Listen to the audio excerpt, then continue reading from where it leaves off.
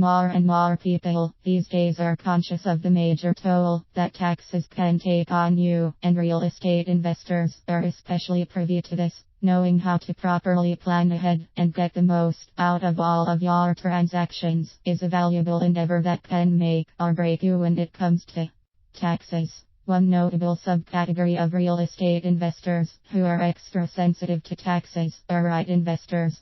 In addition to the higher dividends often linked to REIT investment, the major benefit of using a trust in this way is the fact that the corporation has status as a pass-through entity.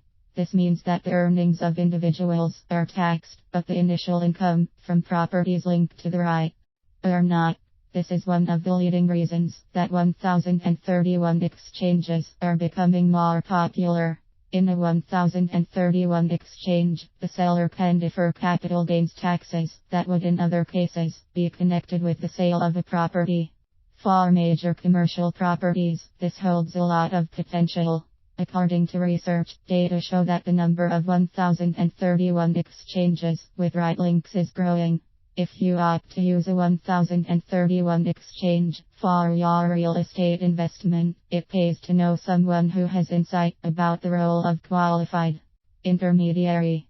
This is an important role that should go to someone you trust. The excitement over initiating a 1031 exchange should not overshadow the importance of selecting the right person to handle your 1031 exchange. The qualified intermediary is the person, after all, who receives and applies funds on your behalf over the course of the timeline associated with your 1031 exchange.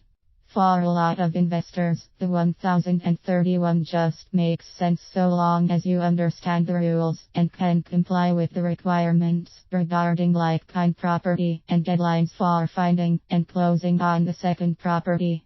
Many investors use this strategy to go through multiple transactions, often using the same qualified intermediary. What follows from this approach is a reliable professional relationship, in which the same level of care is used in each subsequent transaction. Without a qualified intermediary, you can trust, however, there is a lot on the line as far as taxes. Mistakes can cause big problems, especially if you were counting on a deferral. Make sure you vet the individual you have considered for this role to determine his or her past involvement in similar transaction.